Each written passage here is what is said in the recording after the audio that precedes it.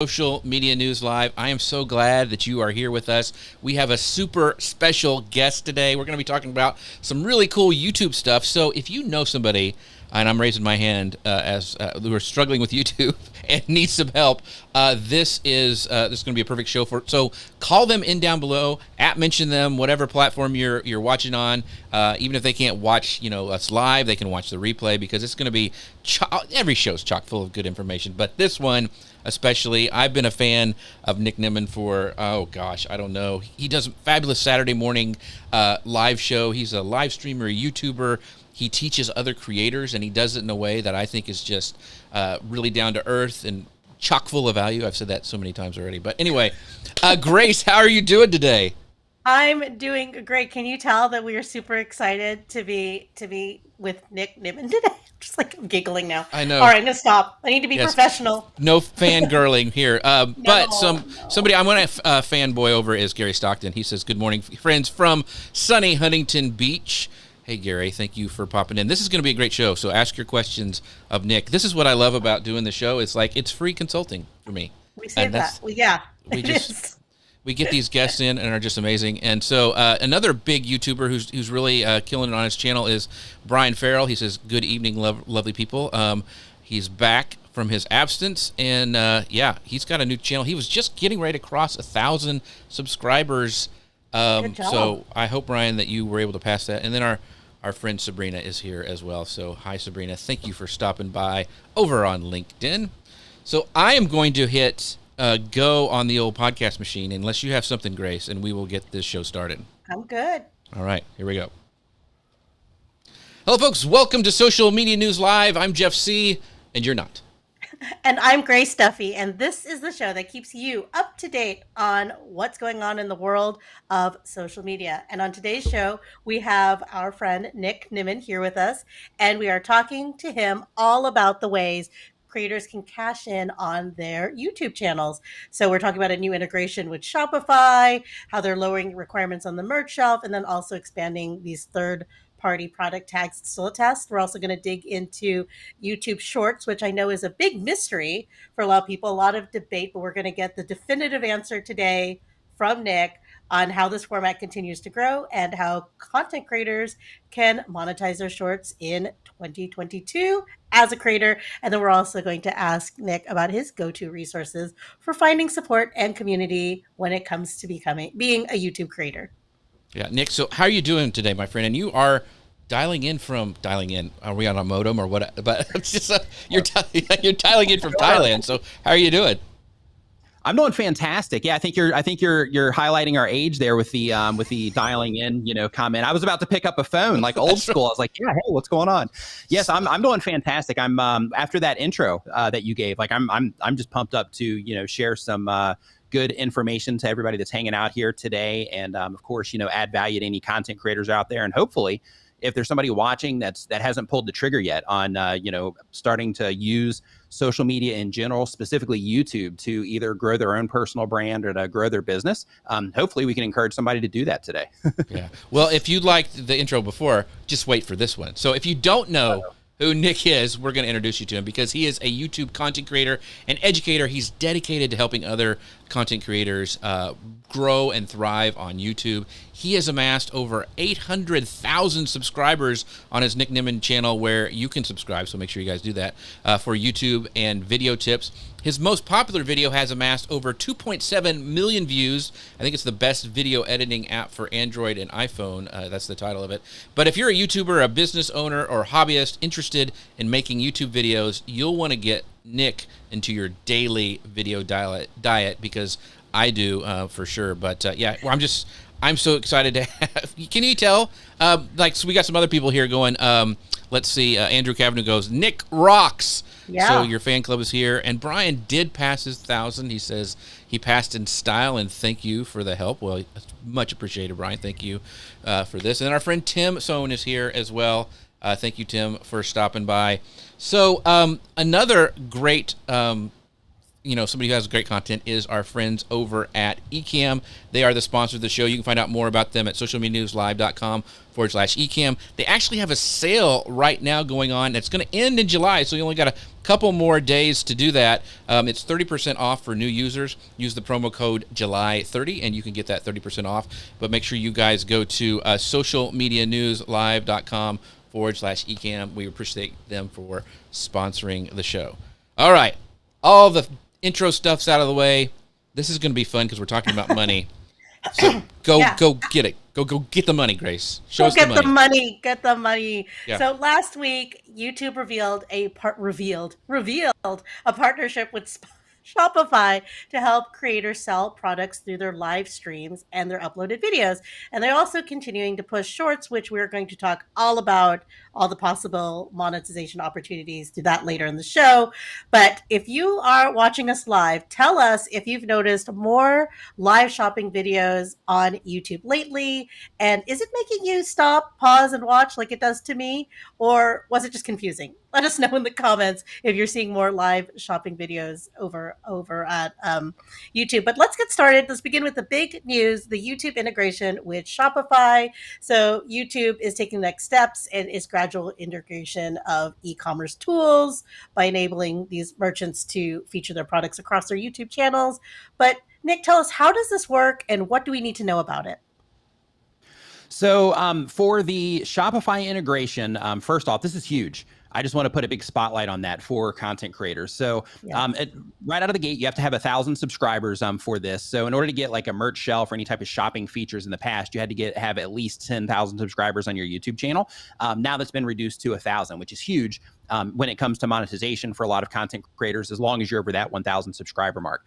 And the reason that it's huge is because in the past, we only had the option really to have merchandise or t-shirts, essentially mugs, aprons, hats, those types of things that were available on the merch shelf that would show up underneath the videos. Now, through Shopify, we're able to promote our own things. They can be physical products, they can be digital products, and YouTube makes them available in some cases right under the video, and in some cases it'll show up in the shopping, little shopping option that you see on the video itself. But the idea is that as content creators, we are able to promote our own stuff right there directly on the platform, which is a game changer. So, in the marketing world, for anybody that has any type of, digital downloads or, anything like that you sell, if you have personal, like physical products, you can sell those, directly through your Shopify store as well on YouTube. So part of the process is you have to set everything up and then YouTube has to approve the products that you make available. But once those are approved, then people can buy them right there on YouTube. So the need to send people from a YouTube video down into your video description, over to your website, onto your shopping page, then, have them go through the process over there, that need has now been removed and you can do all that directly on YouTube now, which is fantastic. Wow. So just to be clear, you can sell digital products too on YouTube? Because I know a lot of digital products as well. So for example, once mine gets fixed, because we're in the process of getting mine fixed because I'm having a syncing issue, and that's happened with me and a few other people that I know as well, to where if you have had a Shopify store in the past and then you have a new Shopify store for this, just based on, how things are connected on the back end or whatever, there's just a little bit of an issue, but they're helping me through it. It's just not resolved at this moment in time. But basically, let's say, for example, in my case, because I have a store where I sell like video graphics and things like that. So instead of having to spread the awareness about that every single video that I publish, now I can just take the most popular graphics that are in the store and I can make them available directly underneath the video. So those are all digital products where, people will be able to download the video graphics and, those sorts of things right there from the platform, which is great. Mm. So we've got some great comments here from our friends. I knew that was going to roll out really fast. So we got Nick on the show. Our friend Roger Wakefield, who is amazing. He's also a Texas native. Roger's the man. What a great group to learn from today. Roger, thank you so much for chiming in over on Facebook. And Brian says, not surprised you guys said live shopping was coming, and it's coming big everywhere. Yeah, this is just the tip of the iceberg, Brian. So it's going to be, there's some really cool stuff coming down the road. And our friend Jim Fuse is saying good morning. But this is the question for Nick. So once again, guys, ask your questions. We got Nick here for a limited amount of time, so I'm going to try to put as many of them up on the screen as I can. But he goes, do you have to have more than the 4,000 watch time hours to have this Shopify store? So you can have a Shopify store without the 4,000 hours of watch time, but in order for it to integrate with YouTube, you have to be in the YouTube Partner Program. So you will have to have met the requirements of 1,000 subscribers and 4,000 hours of watch time on your YouTube channel in order for you to have the option to make that connection. Okay, and another question. So it's the same thing. You have to get in the partner program first, and then you have that integration. Okay. Yeah. But Brian goes, can you still use affiliate products when you're doing like a Shopify store? Yeah, on affiliate products, you'll still need to put those down into your video description. Some things that you might be able to do, and I'll start exploring this a little bit more once I get access to mine, or once the problems get fixed with it. But one thing that I'm going to try to do with mine. So any content creator that's watching or listening to this that works with brands in any capacity, and we're going to be talking about this later too, I believe. But if you work with brands in any capacity, one thing that I'm going to experiment with on mine is creating, some assets maybe for the brands that I work with and making those available for free as maybe, 2 or 3 different slots underneath my video, and just use that as a way to also help bring attention to the brands that I work with. So if that ends up working, then in that scenario, we also might be able to leverage that to not just sell products directly off of, YouTube, but also to continually bring attention to the brands that we work with directly through our videos as well, which that can be something that we can negotiate in order to, get more out of our brand deals and that sort of thing. So, so as of right now, like I said, I have to get mine fixed before I can experiment with that. But the day that it's fixed, I'm going to start adding some of those things just so I can see, one, if we're allowed to do it, because they'll either approve it or deny it. And 2, just so I can, start offering that as a way of exposure or a means of exposure to companies that I work with. Awesome. So, one of the questions that I saw here is this is a really good one. It's Rich says, what does YouTube take as a cut from the Shopify sales? Off the Shopify shelf, I'm not sure at this point in time. So basically, when it rolled out, I actually haven't found anything from my view. Like I haven't found anything that adds clarity to exactly how much they're taking. I'm sure it's out there, but for me, like when I, let people know about this and last week, and I started, just basically kind of spreading the word about this, I wanted to get it all integrated into, mine first. So since it was broken, I actually haven't put much attention on the Shopify integration since I haven't been able to get mine to work. So because of that, I haven't really went down that rabbit hole too far yet. Gotcha. So one of the things I do want to talk about just really briefly is if you're looking at a Shopify store, it's not that expensive. And if you've been scared of e-commerce before, because I used to have to build these things, it's so easy. I mean, it's so easy. And it's like, I think $30 a month for a Shopify store, if I remember right. And it also can integrate. So one thing that I found, Jeff, is if you go through, at least this is what happened to me and one other creator that I know, is if you go into Shopify from within YouTube, me and one other creator that I know, we got a promotion from Spotify when we were creating a new store to upgrade for $1 for a 3-month account. So my guess is that they're doing that for the sake of, just testing it, making it easy and more accessible for people that maybe aren't familiar with Shopify or, any type of e-commerce or something like that. But if you are going to be hitting Shopify and setting up a store and all of that, through your YouTube channel or for the purpose of connecting it to your YouTube channel, instead of going to Shopify.com, go into your monetization tab on your YouTube channel, and then go into your merchandise area there. And then that's the page where you're going to see a little message that will encourage you or prompt you to connect over to Shopify. If you click that link, then that was the way that I was able to get that discount. And then I shared that with somebody else and they were able to do that same exact thing. So I'm not sure. This was last week. So I'm not sure if this is something that they're still doing or not. But before you just type in Shopify.com and try to get it there, instead try to access it through YouTube and you might catch that deal. But it was like $1, I think, for 3 months, which is pretty awesome. That is really good. It is. So both YouTube and Shopify have been really pushing this. I've seen it for both ends. So they definitely want to encourage people. We have a question from Life of Brian, Jeff. Okay. Which one is it?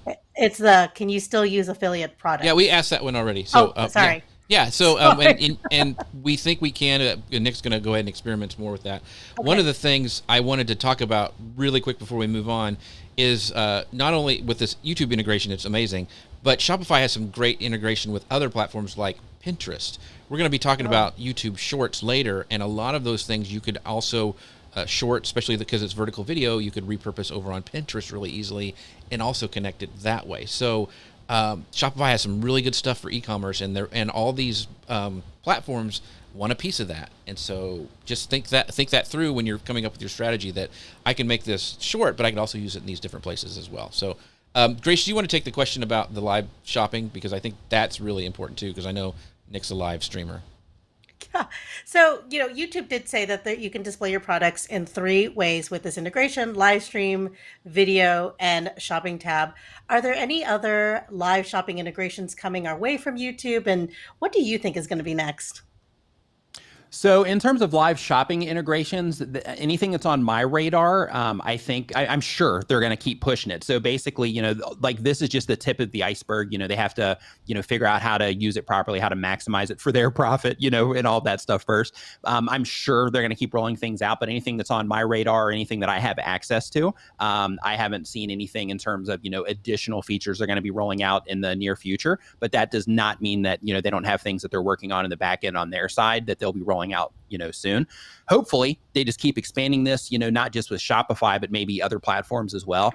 I know already there is a platform called Kaya. You spell it, I'm not sure if I'm saying it correctly, but you spell it QAYA.com. And before this Shopify integration even took place, Kaya is another option that you can add to your merch shelf, to where you can just go ahead and start, allowing digital downloads and those sorts of things as well. It's just a different setup than what it is that you do through Shopify.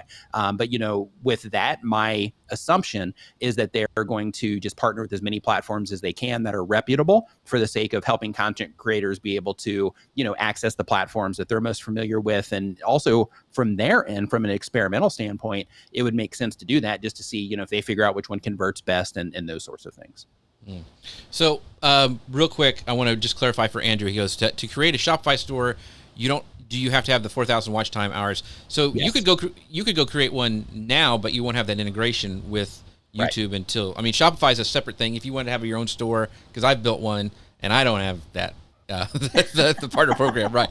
So you can do that, but it's not going to integrate with your YouTube account. So I think that's what you were asking. So really quickly. He said thank you. So okay, it sounds like we answered him. Okay. Yep. So another thing it's product rollout last week, we learned that YouTube's expanding its test of third-party product tags in video. So this enables chosen creators to tag products featured in their video clips, with the creator being paid directly by YouTube for using these item highlights. So YouTube launched this program first back in April, but it's inviting more creators to participate. Do you know who has access to this update, Nick?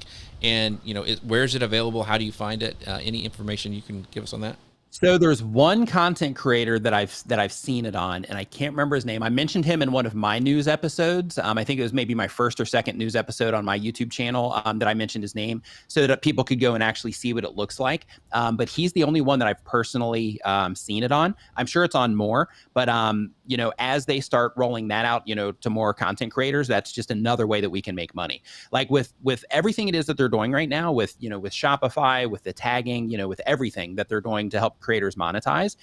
For me, that's just a huge win as a content creator, because one of the biggest hurdles that people have when it comes to creating content is getting enough views in order to make it worthwhile. But with YouTube making all of these other monetization options available, they're kind of allowing us to diversify, or creating the opportunity or the environment where we can diversify our income and all the different things that we can sell and make available through our channels. So, because of that, when they do roll out that tagging across the board, or if they do, as long as, all their experimentation, ends up being positive and all that. But if they roll it out, that's just going to be one more of those things that we're all going to be able to use as a way to, increase our bottom line, so to speak. But the way that it works is when you do see the videos with it, what you'll see is you'll see a little tag down in the bottom corner of the video, and it'll just say, it says something like shopping or something like that. But when you click it, then on a mobile device, it opens the videos up underneath, or the items, I should say, underneath, and it looks similar to the merch shelf when that happens. Or if you're on a desktop computer, it opens up on the right-hand side of the video. And then once you click on it, then what's cool there is it actually opens up essentially a sales page for that item, to where it gives a lot more information, and then you can make a purchase right there on the spot. But from a content creator perspective, because, there's the, hey, I might be able to sell stuff through this as a marketer, but then there's also the content creator perspective. So from a content creator's perspective, this is a win, because in addition to showing the products that are listed, they'll also show some similar products, but then they'll also show a row of videos of content creators making videos about that particular product. So let's say, for example, that you made a review video about a Shure microphone like this, and it was tagged in that particular video. Then in that particular case, when you make that video, or let's say somebody else did, and somebody clicked on a content creator that's just a huge channel, and they go and they explore, that particular product, and they see your video down there at the bottom, as, let's say, a newer content creator. As long as your video performs well, then in that particular case, you have that opportunity to show up down there, and that can also be a way that people are going to be able to discover you. So in my opinion, which, doesn't matter really in terms of, all of this, but in my opinion, I think that was a brilliant move by YouTube, because what that's going to do is, in my opinion, that's going to cause an explosion in the amount of people that are doing reviews, because all of this stuff is integrated now. So then by causing that explosion, in my opinion, that's going to basically help facilitate all of this stuff that they're rolling out to content creators through all these different, shopping features that they're doing. Awesome. Well, your opinion matters to us. It is gold. So, well, I mean, your opinion, just like it doesn't influence YouTube or anything, weird like that. So I'm just saying, I just like to make those disclaimers. So, Jim Fuse has this question for us. He says, who is providing the merch in these cases, and who is responsible for logistics and returns? So I guess if you're showcasing a product from a third party and it's not yours, who's responsible for that? Yeah, if you're showcasing a product that's a third party that's not yours, then in that case, that third party would be the person that would handle it. If you did have, personal products that you sold, physical products, then in that case, if you had it in like an Amazon warehouse, if you're doing something through like Amazon FBA or something like that, then they would still, handle the, the shipment and all that for you there. However, if you had something individually, like let's say that you had a YouTube channel where you were making crafts. Let's say you're doing like resin something or others, right? Let's say you just had a resin product. Then in that particular case, then you would need to, to handle the shipping, as long as YouTube approved it. So I'm not 100% sure yet on the, as it relates to Shopify, I'm not 100% sure yet if you have your own physical product that you ship from, like, let's say your house. I don't know if they would approve that compared to your own physical product that you had publicly available through, outlets like Etsy and Amazon and things like that. So, so because of that, I'm just going to lean on the side of things to where, if you're holding it personally, it's kind of iffy there if you're shipping it out of your house or, maybe your own office. But if you are working with one of the, shopping or, one of these big shopping networks, then in that case, they would handle that for you. I know places like when it comes to merchandise, like shirts, aprons, things like that, like if you use like Spreadshop, for example, then with them, you just upload your design over there, and then that's all you have to do, and then spread awareness about your merch, and then they will take care of everything else for you, the printing, the delivery, all aspects of it. So hopefully, with the Shopify side of things, all of that type of deliverability, I guess we would call that. Hopefully, that'll all be handled through third parties, or a service of some kind will pop up for content creators that'll make it possible for that to happen if you are somebody that's just shipping stuff out of your garage, for example. Right. So I know that when I did connected my Shopify store with Pinterest, Pinterest required me to have a shipping policy and a privacy policy and all this stuff before they would approve you. So I'm assuming something like that was going to happen with Amazon if you're not doing like, you're selling, Amazon products or whatever, and they're going to have a thing that makes sure that that's covered, because the last thing YouTube is going to want is having all these people complaining about, where's my t-shirt, kind of a thing. Right. So anyway.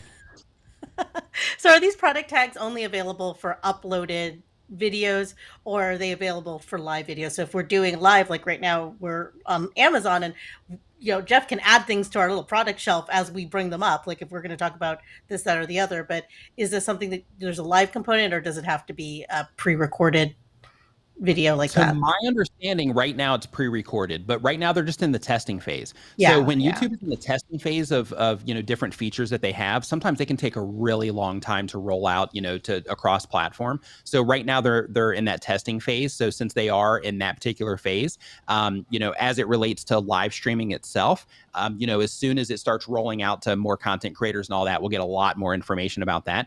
But to my understanding right now, it's only available on videos on demand.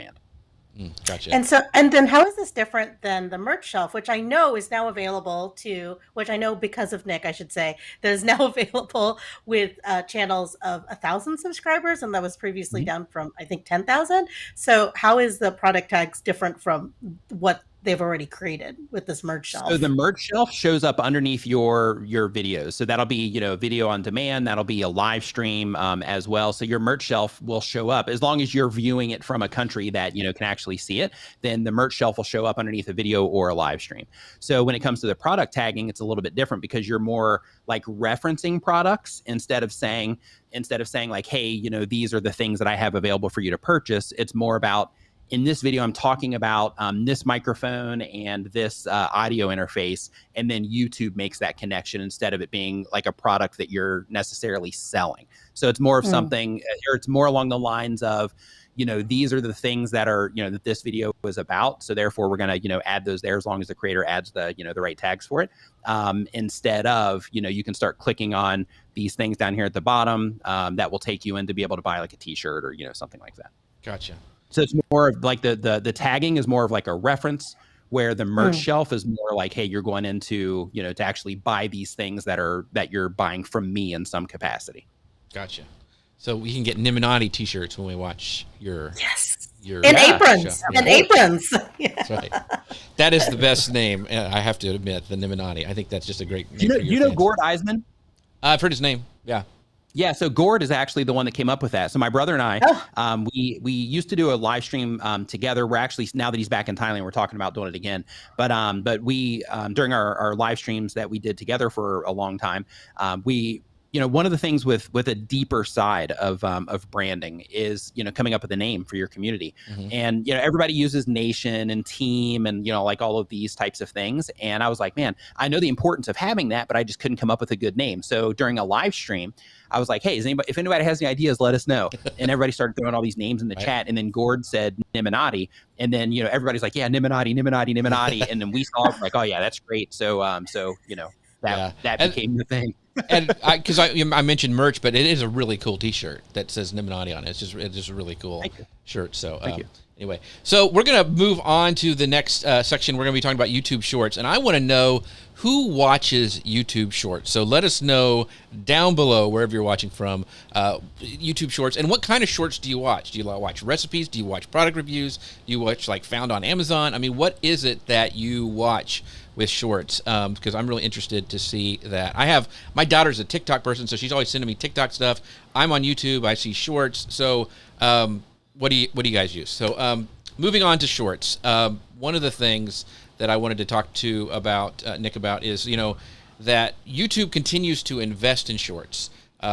Everybody seems to be copying TikTok. That's the big boy on the block right now.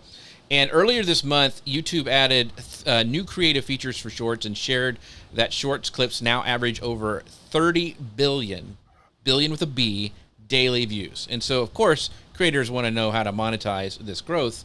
And they said that the early monetization efforts there have been promising, according to YouTube executives during their earnings call, but they didn't say any more detail. So YouTube is, competing just like Facebook is and Instagram for ad dollars for the rival TikTok. So, Nick, we are familiar what it takes to collect, ad revenue from long form videos, but what does it take to monetize YouTube Shorts in 2022 as a creator? First, you have to make sure that you're compliant with the YouTube community guidelines and all of that in order for the Shorts Fund. With this, I'm only talking about the Shorts Fund, Okay. but we can talk about other ways to monetize as well. But basically, they have one thing called a Shorts Fund. The amount that they pay out for the Shorts Fund is between $100 and $10,000 on a month, per month, which is pretty fantastic. But for the qualifications for that, you have to, of course, be compliant with the YouTube community guidelines, with the YouTube terms of service, their copyright policies, monetization policies and all of that. You also have to have uploaded a short within the last 180 days. And your channel doesn't have to be monetized itself, but you do need to have an AdSense account because that's how they actually pay out, if you get the Shorts Fund. In addition to that, you also have to be in a qualifying country, but it's a pretty big list. I'm assuming that most of the people that are watching this are probably going to be on that list. In addition to that, because you were just talking about your daughter with TikTok.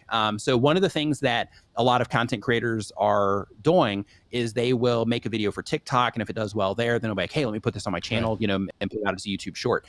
When you do that, just as a heads up, if you have the TikTok watermark on there, if you have any type of Instagram watermark, anything like that, then that will disqualify you from the Shorts Fund. So it has to be original content, or at least it needs to look original, like original content that you upload to YouTube for the purpose of, showing it to their viewers. So that's the thing when it comes to the Shorts Fund. But other ways that you could monetize in the future, they're actually talking about making super thanks available, which I'm sure people will use. If you're not familiar with super thanks, what it is, YouTube has for YouTube Live, they have a feature called Super Chat. And with Super Chat, it's where they can, they just click a button and they can donate directly to you. On videos, they have the option called Super Thanks, which is essentially a version of Super Chat, but it's for videos, to where if somebody enjoys the content in a video, they can click a button to essentially donate to that creator as a thanks. And then it'll show the amount right next to the comment and things like that for the person that donated. When it comes to the super thanks, that's something that they said that they plan on testing in Q4. So that doesn't mean that we're all going to get it in Q4. It just means that, they're going to be testing it, by the end of the year. In terms of other ways that you can monetize, of course, when it comes to YouTube Shorts, content, regardless if it's written, if it's audio, if it's video, if it's long form video, short term video, very long live streams, anything like that, one of the ways that you can monetize anything is by spreading awareness about the things that, that you care about or that you're just trying to bring attention to. So YouTube Shorts is the same exact way, to where you can make a very short clip to where, maybe you pose a problem of some kind, and then the product or service that you personally offer, or the thing that you're trying to bring attention to as an affiliate, to where that would necessarily, or that could be like the hero, so to speak, of that particular short. You can take that approach. You can put Shorts have descriptions where you can put affiliate links down into descriptions. You can put website links down in your descriptions, things like that. So for example, if you're somebody that, because I know we go to like a mostly marketing crowd through through this show. So and as it relates to marketing, let's say that you had a video on let's say 3 tips to get higher conversions on your landing page. Then in that particular case, you could give those 3 tips, and then you could say, to learn more, I've got a PDF you can download in the description, or something like that, just like you would do in a YouTube video. And then people can click on a 3-dot menu in the short shelf, and then they can click on the description option, and then they can go down there and find it. Another thing that you could do there is, if you did have a very easy to remember website name, then you could say, even if it was your channel name or something like that, then in that particular case, you could say, to learn more, or to buy, this thing, or, whatever it is that you have to be showcasing. Then you could just say whatever your website is, maybe put a little graphic on the screen with your website on it, something like that. But one thing that I just want to, highlight is, when it comes to, selling through social media or YouTube, we'll just call that specifically. One of the things that you have to remember when it comes to YouTube is, if you want your content to perform well, everything on the platform is based on performance. So if you are going to be doing hard sells like that and trying to get people to hit your description and download PDFs and things like that out of the short shelf, it is important to know that it's possible that can negatively impact your video performance or your shorts performance. So because of that, just keep that in mind when it comes to, trying to send people off of platform. But if you're using YouTube for the sake of marketing, you probably understand that already, and it's worth driving people off, because that's the whole reason that you have your YouTube channel in the first place. But what I recommend is that you balance it out. So when it comes to balancing out, what I recommend is that you have, like a short that is 100% value, maybe 2 or 3 that are just 100% nothing but value. You're not trying to drive anybody off site. You're just trying to have a high performing piece of content, and then have, your money stuff that you put out. Just make that part of your content strategy, to where every 4 videos, 5 videos, these are where I drop the videos that probably aren't going to perform as well because I'm driving people off platform. However, they are serving the purpose of my YouTube channel, which is driving revenue, or, giving me leads, or whatever the thing is that you're trying to accomplish with your YouTube channel. Awesome. So realistically, how much can creators expect to earn from the Shorts Fund? Do you have any between $100 and 10,000 is their limit? I know one guy, he's in my membership group. I think it was like $6,000 on his for 1 month. He made $6,000. So in terms of the limit, you can you can absolutely hit that 10,000 mark. You just have to have high performing content, and it has to be in front of the right audience, which is a really big part of it. So getting a lot of views is one thing, but getting the right views is where the money starts happening in every single aspect, in terms of your ad rates, for your videos, in terms of, getting money from the shorts, it all comes down to where people are watching your videos from. So on the shorts, is it, when it first rolled out, everybody, people said, hey, create a whole nother channel for shorts. And then other people were saying, oh, the shorts will help you get more subscribers to your channel that you want to grow. Is there still that thought about shorts, or is it just like another thing you need to do for your channel to monetize? I wouldn't say it's another thing you need to do. It's more of a thing that you can do. Okay. So when it comes to, just the internet in general, we all have this feeling that we have to do like all the things. Like, you don't have to do it just because it's there. But it is one of those things that will get you in front of new audiences. So when it comes to YouTube Shorts, the win with YouTube Shorts is that people don't have to choose to click on your content. It just happens to them. So they're just sitting there in the short shelf, they scroll, and then bam, there's your video. You grab their attention, take them through, the experience that you're giving them, and then they can watch more of yours, or they can move on. But when it comes to longer form content, you have to get them to click first. So because of that, a lot of content creators will just start with YouTube Shorts, or they'll start leaning towards YouTube Shorts if their longer form videos don't perform as well, just because they see the view counts coming in, which is fine. However, there's been a problem about people converting from the short form content to the long form content. So if somebody, enjoys that content, it's possible they might go explore your YouTube channel page and find your long form content that way. It's also possible that if they watch, a handful of your shorts, that YouTube will recommend your long form content to them, but then you're stuck in that position again to where you still got to get them to click on your long form content. So when it comes to the YouTube Shorts, it's just easier, right? In terms of, getting viewership. But one thing that I want to highlight here is, I mentioned in my news update today that YouTube is rolling out right now. Actually, they're rolling out where you are going to have the option right from the YouTube app itself to go into your archive of videos. And by archive, it doesn't matter if you've been on YouTube for a decade or if you've been on YouTube for a month and you have several videos on your channel. Any of the videos that you have on your channel, you're going to be able to go in and clip out a section. And I got to be careful with the language that I use, because they actually have a clipping feature, which is totally different, and they have a cut feature, which is also different. But with the thing that they're rolling out, how it works is you go to one of your videos and you convert essentially one of your longer form videos into a short. That short needs to be 60 seconds, and it has to be a video from your channel. It's not a video that you can react to or anything like that. It has to be a video on your channel. So you can cut out a segment of your video that is 60 seconds. And here's where the win is happening in terms of building that bridge. So you cut out that video of 60 seconds. And then if somebody's watching that YouTube short, there's going to be a direct link back to the originating video. So it's going to be a way to put that content in front of people and have people have a way that they can directly go and see, like, hey, I really like the content that I got here in the 60 seconds. Let me click and watch the longer version of this. So this is a bridge that YouTube is trying to build, because it has been a challenge for content creators to get people that are responding to their short form content to respond to their long form content. And this is kind of the feature that they're rolling out to hopefully try to fix that.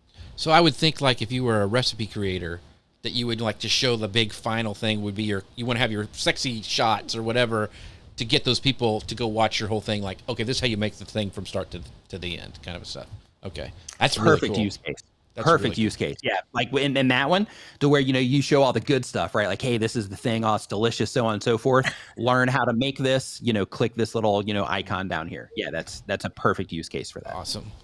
So do you have any tactics or tools for, let's say that I've had a YouTube channel for 5 years. I've got hundreds and hundreds of videos. I don't remember every single one. Is there a way to like comb through all of those and find like, here's some key moments, or what's a good way to kind of start that process of using that tool? You just got to go through it. Like, you have to just, watch the video and think to yourself, what do I have on my channel that would be a good short? I mean, technically, you could use the key moments in your audience retention reports, but that's also not something that you can see at a quick view. Like, you would have to go into each individual video and look, for that particular stat. But when it comes to the videos, you just have to go through them. So it doesn't mean just because it is available for longer form content, and they are kind of selling it. Like, one of the things that they suggest with this particular update is that you do use it as a way to bring attention to some of your, older content on the channel. But just because that's kind of the intention, or at least how they're selling it right now, doesn't mean that you even have to do that. Like, you could just start doing it from the videos that you've made over the last 30 days, for example, just to try to bring attention to them. And then at any moment where you're sitting there and you're thinking to yourself, yeah, you know what, I did make that video about this thing that would be a great short, then you could go do it at that moment in time without having to spend tons of time on it, because all of us are more familiar with the content that we've recently put out compared to the things that we were doing, 5 years ago. And with that said, what we were doing 5 years ago, we might not want to make a short out of that, now, now that we know a lot more these days, right? Yeah, my Google Plus videos aren't going to do very well. So Brian For the comedy side, though, those might do well. That's right, exactly. No, we should do one of like, this is where we were wrong. That's right. Yeah, boy, did we miss the mark on that one? Yes, I invested in this NFT. Brian goes, I like that. I've been experimenting with shorts of my long form videos, but struggling with how to link it back to the long video. So this is rolling out, Brian. So I don't think it's to everybody yet, but yeah, I think it'll be very, very cool when it rolls out. Nick, I wanted to ask, so we talked a little bit about TikTok, and don't upload stuff that has like the Instagram or the TikTok watermark on it, because a lot of creators are doing that because, it's repurposing. Do you see a difference in the type of content, like a TikTok video, it's going to do well in shorts if you take that watermark out, or are they two different platforms? I mean, that short form content, the vertical short form content, is there a big difference between shorts and TikTok videos? They're the same thing essentially, but the only difference with the short is that it's actually short. So with TikTok, they expanded theirs into long forms. Now you can upload long form vertical content to TikTok, where YouTube, they're keeping it short. So great move, by the way, of TikTok to do that. Like, okay, you're going to make shorts, no problem. We're going to, try to do this on the long form side. So great move on TikTok's part for that. But with YouTube, the difference is that you have to keep it within that 60-second mark. Gotcha. So we got some comments I want to pull up. We asked, who is, watching YouTube Shorts, and Jim says he rarely watches them because he's always on Amazon. That's the reason. Then Sabrina says she hasn't watched them much either. But when we were talking about the Niminati, a Facebook user says, I love the voice that comes up when somebody sends Nick a super chat during his live events. I think that's your voice, isn't it? Super chat. Yeah. Is that you? Yeah, let me turn that up a little bit. It's this. Yeah, good again. Super chat. Yeah, so that's Travis MCP is who made that. So he's made a few of these. I also have some voices from Mike Russell over at Music Radio Creative as well. Yeah, those are the fun elements for me for the live stream. Right. So Chris goes, great point on the watermark. I always see people upload to TikTok and then just save that video and repurpose everywhere else. It details. Yeah. So I know, like on Instagram, they'll actually like not delist it, but they'll shove it out down farther in the algorithm. So very, very cool. So yeah. My concern with that would be music rights, right? Because like I've seen that happen where someone will share it everywhere, and then you see it on another platform, and like this music has been deleted, or this music, and then you get flagged for that. So my concern would be those music rights. So for getting the shorts in the shorts program, where you can get money from it, is there the shorts fund? Do you have to watch the music rights, or is there music that YouTube has already approved that you can use for your shorts? How does that work, Nick? When it comes to shorts, the same rules apply, across the platform Okay. in terms of, not using something that you don't have the rights to. However, YouTube has secured rights for a lot of songs, and you can find those within the short shelf itself. Okay. So in order to find the music that YouTube is like, hey, you have the rights to use, these songs, then you just find that within the shorts camera. So as you're creating your shorts within the short camera, that's where you find that. If you have content that you've created elsewhere and then you upload it into there, then you can still assign a song to it. And when you assign that song to it, then again, it's going to show you that list of songs that they already have. So the approach that you want to take there, if you just want to be 100% safe, is either one, don't use music at all. Two, use our music service, which is called creatormix.com, by the way, but use our music service, or go into YouTube and just make sure that you don't have any music in it before you upload it into YouTube Shorts, and then go in there and add the sound to it for the actual music track. Awesome. Okay, tell us again where to get the music. It's creatormix.com. Creatormix.com. Yeah. So this resource was made by my brother and myself. So we've made some of the music. We purchase, some of the music as well, but we get full rights to the music so that we can give it freely to YouTube content creators. And I believe Nick has a link to that from his website that we're actually putting up on the screen right now. So if you're listening to the podcast, I'm not sure if I've updated it yet. I haven't updated that website in so long. Yeah, I'm pretty sure that I do. Yeah. If not, I'll race and do it after this is finished. So if you find him on YouTube, Nick Nimmin on YouTube, he talks about it in his latest videos. So that's another resource that is more up to date. And I wanted to mention his name for the podcast listeners. It's Nick Nimmin. Nimmin is spelled NIMMIN.com, and that's where you can be talking. Yes, it is. Mm-hmm. Very, very cool. So another comment really quick I wanted to bring up is that so we were talking about the Nimminati and the sound effects, and I said when I hear it, I can't get that phrase out of my head for an entire day. So it does it's one of those earworms that gets in there when you hear it. Well, you can listen to this show as a podcast, so it can be stuck in your head tomorrow, too. You should do an ASMR YouTube channel. That would just be him hitting that button over and over. So real quick, before we move on, I want to make another shout out to our friends over at Ecamm. You can find out more about them at socialmedianewslive.com/Ecamm, and make sure you check out their sale that ends at the end of July. Use the code July30 to get 30% off. That's socialmedianewslive.com/Ecamm. Thanks for them for sponsoring the show. All right, Grace, our final section. Let's talk about this. Before we move on, I wanted to ask one more question about shorts. Sorry, I don't want to go. No, that's okay. It's just that we had so many great comments, and we tried to highlight the comments, but I want to talk about getting brand deals to monetize YouTube Shorts, because that was something that was mentioned in all of these announcements. They had their Q2 earnings calls, and they kept mentioning brand deals. And I want to know about, how do you make yourself stand out to qualify for them, or where do you look for them, and how do you just say, hey, look at me, I want a brand deal? Like, how does that work? So when it comes to YouTube specifically, they have something called Brand Connect that once you qualify for it, then you can, basically go into that, and then it puts your YouTube channel in kind of like a marketplace of sorts, to where brands can reach out to you directly through it. So there's that. But then there's also the side, like if you want to work with brands and, monetize your shorts in that way, one thing that I tried to just help creators think about when it comes to brand deals is that if you're going to be a YouTube content creator, leveraging YouTube to the point that you're going to be, trying to get brand deals for what it is that you're doing, it's important to, one, start approaching YouTube as, of course, the content creator, but also with a very focused business mind. And the reason for that is because when it comes to brand deals, it's essentially a sales process when you're first getting started. Eventually, you'll have people, like, for example, if I open up my email right now, I've got probably 10 people that I've gotten emails from, 5 at least, that I've gotten emails from today, of people that are like, hey, we want to sponsor a video on your channel or something like that. But when you're first getting started, it's a sales process. So what you have to do is you have to basically write down a list of companies that you would love to work with that would be a great fit for your content, your audience.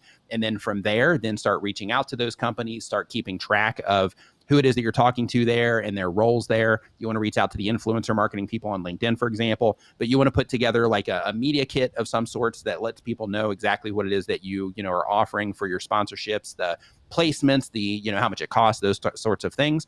And then you just want to start cold calling people, either through email, through LinkedIn, through, the actual telephone, which which, you know, is surprisingly effective these days because people don't use it as much.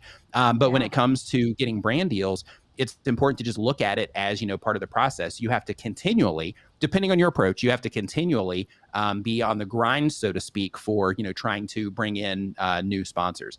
The other side of that is that you just find a couple of great companies to work with, or a handful of great companies to work with on a long-term basis, and that keeps you off the hamster wheel. But you put your eggs in just like a few baskets in that scenario, but it's also much easier to manage and things like that. But the big idea is that you just start looking at it as a sales process, and you think to yourself, okay, these are the companies that I want to work with that'd be a great fit for my channel, my audience. And so I'm going to start, you know, going through the process of turning these, you know, these companies into leads, and then hopefully, you know, eventually sales.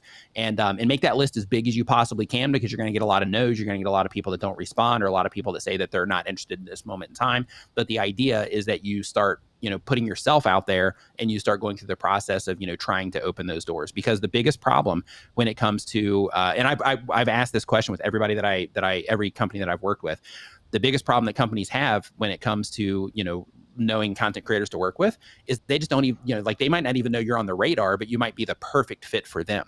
But they just don't even know you exist yet because you haven't reached out to them. So because of that, just look at it like a sales process. You're trying to get, you know, on their radar, essentially is what you're trying to do. And then of course, over time, convert them into either a short term in terms of, you know, a video or a couple of videos or 3 videos on your channel, or long term to where you work out more longer term arrangements with them. So real quick, a great resource that I found, and this is from the Dealcasters, Jim and Chris. There's a guy named Justin Moore. He has a YouTube channel, but he talks all about brand deals. He's got a great newsletter that he sends out each week. If you want to get that link to that newsletter, send me a DM, and I'll shoot that to you, because it's really helped me out too. But Justin's fantastic. Brand Deal Wizard is what his YouTube channel is. Brand Deal Wizard. Yeah, Justin is fantastic, and the information that he's sharing over there is extremely valuable and insightful, just through the experience that he's had, you know, from his YouTube channels. Yeah, so that's a great resource too. All right, Grace. So we got a few minutes left, so I'll let you take it away. You do it better. You know, we want to talk about the ways that YouTube is supporting creators, not just helping creators support themselves. And YouTube is constantly looking to support creators. Just this last few weeks, they rolled out this thing called the Creator Safety Center, and it helps creators navigate unwanted interactions and attention on the app. As what happens when you start getting bigger and bigger, you start attracting all kinds of attention. And it says that YouTube has said that none of these links, tips, advice is anything new, but they've put it together in one coordinated resource. But that's not all.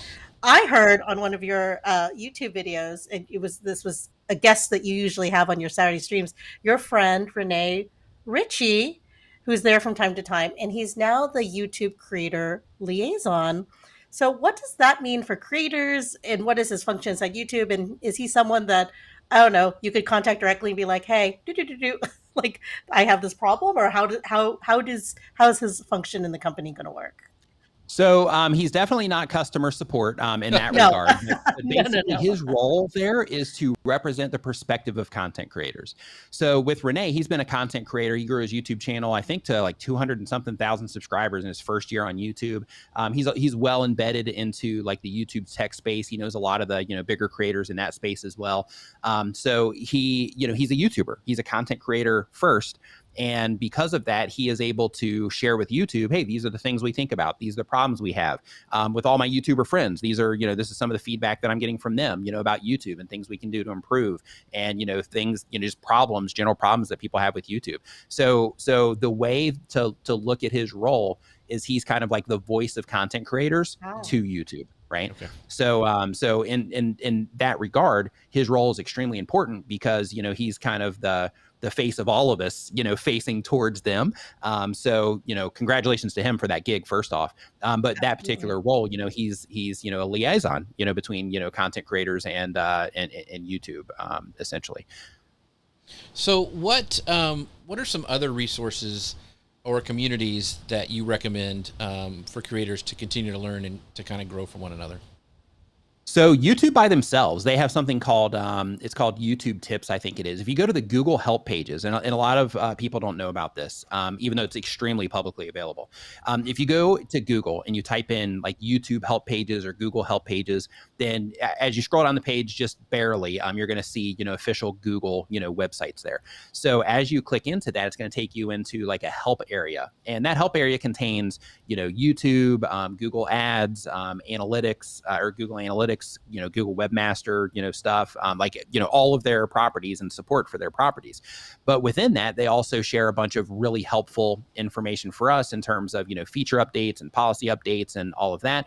They also teach us what they think is important about YouTube and the things that they're trying to do with YouTube and what we can do better as creators, with our content in order to help perform better on the platform and those types of things.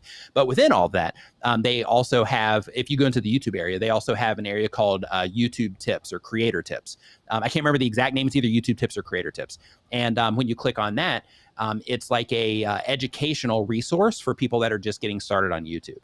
So that's the very first one that I want to put on the list. They used to have something called the YouTube Creator Academy, but they let that one go, or they shut it down. And then now they're just slowly adding more and more to the Creator Tips or YouTube Tips option that they have inside of the Google Help pages. But I really recommend, it's really easy to listen to podcasts and watch videos like mine, talking about, hey, these are the things you need to do. But seeing it in written form like that, just coming directly from Google and saying like, hey, these are the things that are, that are important to them. These are the things that I just need to know if I'm going to be operating on this platform. I really encourage anybody watching this to go and just dig around there, and you'll learn a ton, not just from the YouTube Tips or Creator Tips area by itself, but just by looking around and seeing all the information they have available as it relates to YouTube and how they're, how what you're doing, or how you should be doing what it is that you're doing, for the best possible results there on the platform. So I really recommend that you go there as the very first source. In addition to that, there's tons of, Facebook groups, subreddits, Discord groups where people are, sharing their experiences as a YouTube content creator. People are, like, for example, Brian G. Johnson has a group on Facebook called Tube Ritual. That is a super valuable group for YouTube content creators. Daryl Eves has one called Video Makers and Marketers that a lot of content, also, amazing. I have one that I don't really do that much with called YouTube and Video Tips, but I would go to the other two first before that one, because even though I check into that one from time to time, it's not something that I'm like, aggressively trying to grow. Right. But I would go to the other two first. But those are the best ones on YouTube that are available on Facebook right now. Actually, let me back that up a little bit. So Tom Nash also made one called I think it's called YouTube Creators. That one's really good as well. So those three are the ones that you should definitely check out on Facebook. On Reddit, they have new tubers. So if you're just trying to get some basic understanding of what's going on, that's a great place to start. But be warned, there are a lot of kids in that particular one, a lot of people that are starting in like gaming and things like that. Right. So because of that, you might want to go into one called YouTubers. In that particular one, there's new people in there too, but then there's also a lot of people like myself that will frequent that one that have just a lot more experience and things like that, and they can give you real information instead of just, hey, this is a thing that I heard that you should do type of information. Right. So I think those are all fantastic resources to get you started. And if you have the opportunity, I also recommend that you go to conferences from time to time if you're wanting to do any of this stuff. Like Vid Summit that we mentioned earlier is a conference for YouTube content creators that I really recommend everyone go to if you're serious about not just growing on YouTube, but using YouTube and other forms of video to grow your influence online as a whole, like your influence, your brand, your company, your income, all of that is covered at Vid Summit. So I really recommend that you do go to in-person conferences like that as well. I know Social Media Marketing World, they also have like a video or YouTube arm of their conference as well. Both of them are fantastic. But when it comes to Vid Summit, the difference there is that the entire thing is focused on online video.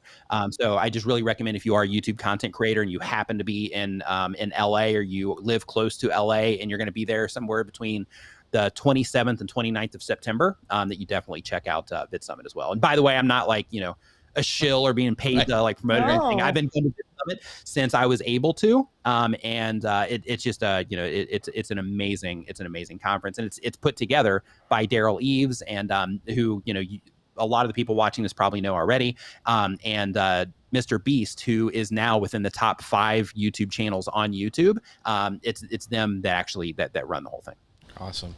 So Yeah. The final question genres. I wanted to ask you is, okay, there's a lot of so-called YouTube gurus or experts out there. And a lot of times it seems they just go and listen to you or Daryl Eves or, Tim Schmoyer and just regurgitate stuff. So how do you know, like somebody who's watching this, who's like, okay, I'm sold. I want to start my YouTube channel.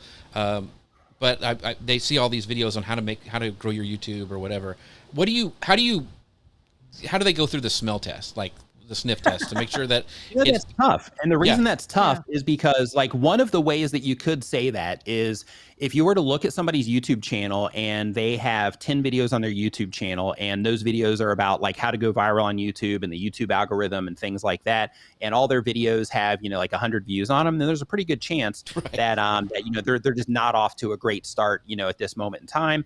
And maybe they don't have the experience, that they want or that they're, trying to convey. But then in other cases, some people that, that work as consultants that work with, big brands on their YouTube channels and things like that, they do start YouTube channels and, they'll start sharing information there and it's really valuable information. But because they don't have, what people expect to see from the outside, like what I was just talking about, then people won't take them seriously until, they usually get to a certain point.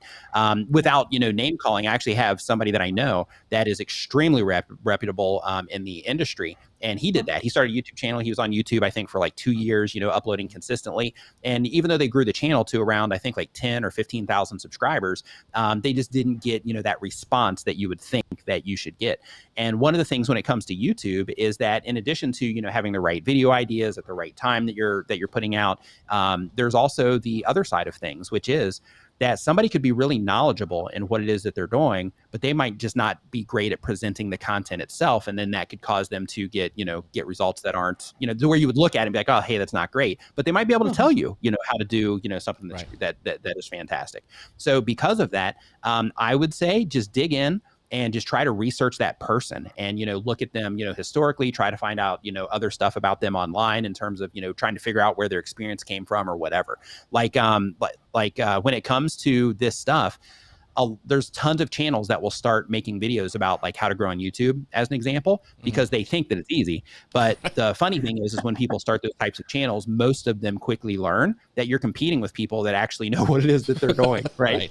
Yeah. So because of that, it's not like you're competing against, Bob, who's making, videos in his bedroom and just trying to get videos of it and not, like really focused on the thing. You're competing against, people that do this professionally that are, not just doing it themselves, but they're teaching other people how to do it. So the competition is pretty fierce in terms of this space. So you definitely have to come into play. But one thing that I do want to say is, just because somebody is new or just because they are taking, someone else's information and they are sharing it, like let's say somebody watches one of my videos and they're like, hey, that was really good. I'm going to make a video and say, similar things. As long as what they're saying is accurate, which is a really hard thing to, determine if you're just watching their video, I mean, it's still, information. So I would just encourage you to just kind of think through the information that they're sharing, maybe try to vet the information. So for example, if you watch any of my videos, every single thing that I tell you in my videos, you can confirm what I say to you, looking through those Google Help pages that I was talking about before. Some of that is also mixed with like the YouTube Creator Academy, which is currently, it's offline now, but you could technically go to archive.org, I think it is, or the, the Wayback Machine, whatever, and you could still pull up, that information. But, you just want to make sure that you are just thinking it through, right? Like if you click on a video that says, how to go viral, with every video you publish in the next 30 days, and that video has 300 views on it, there's probably a good chance that the information they're sharing with you is not going to, help you go viral for the next 30 days. Right. Yeah. But, yeah, like that's a really tough question to answer. I've never been asked that before. That's definitely a really tough question to answer, just because, there are people with great information out there, but they just might not have like the camera presence or, something like that in order to, to pull it off in a way to where, to where it causes their channel to also be successful along with the information. So that's a really tough question. Yeah, I know. I've known we ask the hard questions here on our that's great. Yeah, I've never been asked that before. So, because I know there's even some people who I know who have worked internally in a company and grown YouTube channels and super successful, but they don't have their own, but they have a lot of knowledge. So that's why I was asking that, because it is hard to find. I have a friend of mine. He grew the TubeBuddy YouTube channel to over 500,000 subscribers pretty much single-handedly. And in his particular case, he has a YouTube channel as well. But if you were to go to look at his YouTube channel, it'd be like, yeah, he knows what he's doing. But you might not be just based on the current size of his channel and things like that. You might think like, I probably shouldn't listen to this guy. But in reality, like he's extremely tuned in when it comes to YouTube, and he's helped not just them, but he actually worked with other companies through them and helped them with their channels as well. So yeah, so it's really hard to really say like, do X, Y, Z to kind of vet them. I would just think through the information that they're sharing with you and just double check right before you apply something to your channel. So for example, I was watching a video the other day of one of those channels that you're talking about. And I can usually, when I'm watching those, I can pretty quickly figure out, kind of where they're at. And I was watching one of those channels, and they mentioned how important it is to make sure that your video title is what your file name is named as, or the keyword that you're targeting. And the hilarious thing about that is that information is information that people were sharing like before I even came onto YouTube. Like that stopped even mattering a really long time ago. But for them, because they just ran across that information somewhere else online or whatever, for them, they're sharing something that they think is some type of, power tip, even though, it's something that's not, valid, these days. So just make sure you double check that kind of thing. When you get a piece of information, you're like, hey, this is great. I'm going to try to apply it to my YouTube channel. Just, do a little bit of, a little bit of Googling around first, maybe watching some other videos before you fully commit to the idea. Yeah. Well, somebody who always has great ideas is you, Nick Nimmin. So before we wrap up, I want you to tell everybody where they can find you. I mean, seriously, not only does he, he gives great advice on his channel, but he has other really good people on his channel as well that are other great.